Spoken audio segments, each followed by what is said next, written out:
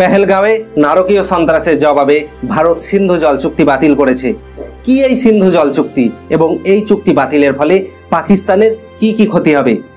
1960 সালের 19শে সেপ্টেম্বর বিশ্ব ব্যাংকের সহায়তায় ভারতের প্রথম প্রধানমন্ত্রী জওহরলাল নেহরু এবং তৎকালীন পাক প্রেসিডেন্ট জেনারেল আইয়ুব খানের মধ্যে সিন্ধু নদীর জল বন্টন নিয়ে এই চুক্তি স্বাক্ষরিত হয়েছিল।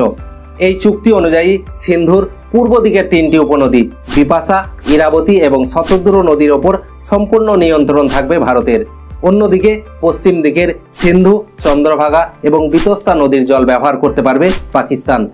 জলের নিরিখে সিন্ধু এবং তার শাখা এবং উপনদী মিলিয়ে 30% ভারত এবং 70% জল পাবে পাকিস্তান।